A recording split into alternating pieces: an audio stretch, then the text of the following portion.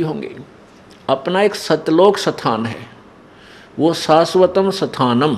गीता जी अध्याय नंबर 18 के श्लोक नंबर 62 में गीता ज्ञानदाता कहता है कि अर्जुन, तू सर्व भाव से उस परमेश्वर की शरण में जा, उसकी कृपा से ही तू परम शांति और शाश्वतम स्थानम यानी उस सनातन परम धाम को प्राप्त हो जाएगा। गीता जी अध्याय नंबर 15 के श्लोक 4 में कहा कि जब तुझे तत्व ज्ञान मिल जावे, उस तत्व ज्ञान रूपी शस्त्र के द्वारा इस अज्ञान रूप अंधकार को काट के अच्छी तरह इस ज्ञान को समझकर उसके पश्चात उस परम पद परमेश्वर की, उस परमेश्वर के उस परम पद की खोज करनी चाहिए, जहां जाने के बाद ये साधक फिर लौट कर संसार में कभी नहीं आते, और जिस परमेश्वर ने सारे ब्रह्मांडों की रचना की है। और गीता ज्ञानदाता कहता है कि मैं भी उसी की शरण हूं, वो वही पूजा के योग्य है। और अपने विषय में गीता ज्ञानदाता 4 अध्याय के 5वें श्लोक में कहता है कि अर्जुन, तेरे और मेरे बहुत जन्म हो चुके हैं, तू नहीं जानता, मैं जानता हूं। गीता अध्याय नंबर 2 के श्लोक 12 में कहा कि अर्जुन, ये मत समझ कि ये राजा लोग तू और हम अभी वर्तमान में हैं, अब हम पहले भी जो जन्मे थे और आगे भी होंगे। इससे सिद्ध है कि गीता ज्ञान दाता वो स्वयं भी नाशवान है, जन्म मृत्यु होती है। गीता जी अध्याय नंबर 4 के श्लोक नंबर 9 में गीता ज्ञान दाता कहता है कि मेरे जन्म और कर्म दिव्य हैं, अलौकिक हैं। जन्म तो होता है लेकिन वो कुछ अलौकिक है। और गीता जी अध्याय नंबर 10 के श्लोक नंबर 2 में गीता ज्ञानदाता ब्रह्म अर्थात काल बोल रहा है श्री कृष्ण जी के शरीर में। वो कहता है कि मेरे जन्म को, मेरी उत्पत्ति को न ऋषि जन जानते, न ये देवता जानते, न ये सिद्ध जानते, क्योंकि ये सब मेरे से ही उत्पन्न हुए।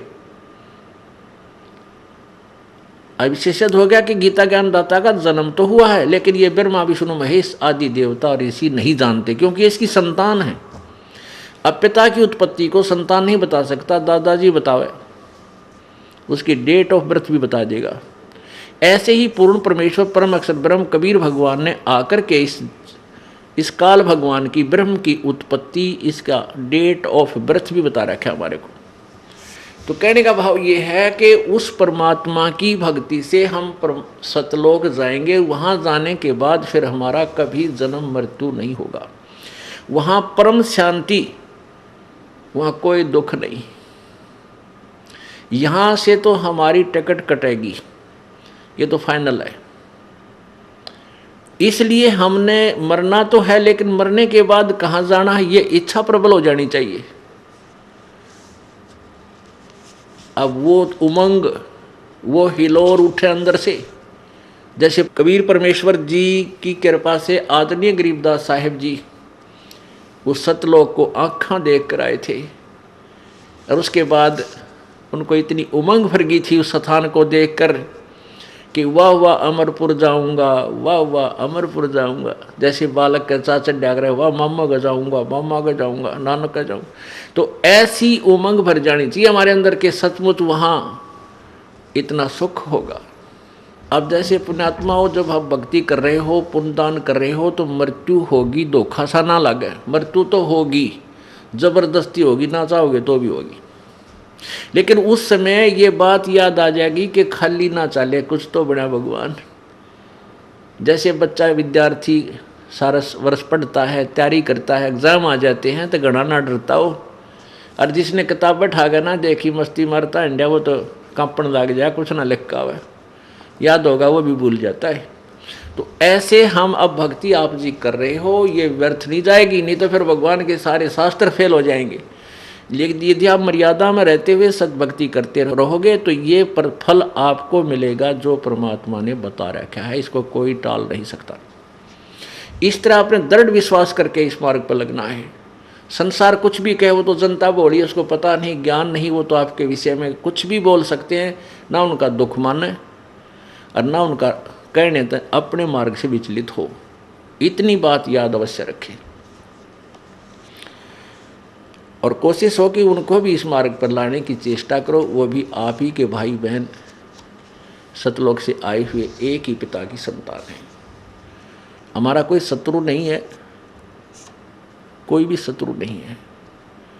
और कोई भी आपके साथ कोई 19-21 कर रहा है तो वो काल करवा रहा है आपको अशांत करने के लिए। तो ठीक है, अपना बचाव अवश्य करे, किसी तरीके से वो अपना बचाव करे और भक्ति करता रहे। उसको शत्रु वाले दृष्टिकोण से ना देख करके एक पागल कुत्ता समझ ले। अगर पागल कुत्ते से कैसे बचा जाता है वो सारे तरीके अपनाए रखे, बस इतनी सी बात। अब क्या बताते हैं, ऊंचा दिसे धौलरा ये मांडी चीती पोले, एक हरि के नाम बिना यो जम मारेगा रोल। यो काल रोल मार रहा तुम्हारी, तुमने बहका रहा है, मूर्ख बना रहा है, तुम्हारे साथ धोखा कर रहा है। ये बढ़िया बढ़िया कोठी तेरी, ये बेटी तेरी या कार तेरी, नहीं, तेरा तो अपना शरीर भी नहीं है। हाँ ठीक है, जिन बच्चों का आपके साथ संयोग है, इनको एक धनी के बच्चे जानकर, एक मालिक के बच्चे जानकर इनकी परवरिश कर, इनकी सेवा कर, जो तेरे योग्य है, जो तुझे सौंपी गई है। वो किस दृष्टिकोण से करे बच्चे अपने बच्चों का पालन? जैसे एक नौकरानी, इस दास ने देखा जब ये नाम उपदेश मिला, ये ज्ञान प्रभु का मिला, उसके बाद आंखें चार हो जाती है इंसान के। तो हर एक प्रक्रिया देखा करता था कि जहाँ हमारा ऑफिस था उससे एक कोठी छोड़कर दूसरी में एक बहुत बड़ा अच्छा सेठ रहता था, कोई फैक्ट्री का मालिक। उसकी एक लड़की थी 7-8 वर्ष की, और उस बच्ची का जो स्कूल था वहाँ से ज़्यादा यानी 5-10 किले दूर होगा, 2000 फुट की दूरी पे। तो एक नौकरानी रखी हुई थी स्पेशल उसी लड़की के लिए। वो उसको खाना बनाती थी, उसकी इच्छा अनुसार जो भी वो चाहती थी वो खिलाती पिलाती थी, नहवाती धोवाती थी, और उसको कपड़े पहनाकर स्कूल की ड्रेस, और उसको वहाँ छोड़ कर आती थी और छुट्टी होते ही लेकर आती थी। गर्मियों के दिनों में वो क्या करती थी, वो नौकरानी एक छोटी सी छतरी लेकर के उस बेटी पर, उस बच्ची पर तो छाया रखती थी और स्वयं धूप में चलती थी, क्योंकि उसके मालिक की बेटी है वो।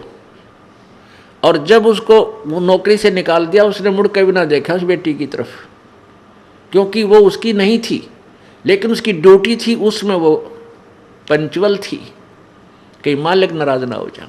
तो ये जो बच्चे बेटा बेटी आपके संस्कारवश आपके पास आए हैं, तो आपने इनको मालिक के दिए हुए, मालिक के बच्चे, और आप उनको उस परमेश्वर का नौकर जानकर सेवा करके देखो इनकी,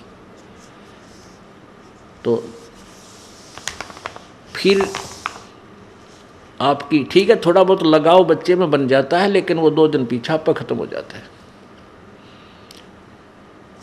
जिसको ये हृदय में यादगी कि तेरे नहीं है, अभी तो हम अपने मानते हैं इनको, और यहाँ बिगाड़ होता है। ये सोच ले ये अपने हैं ही नहीं।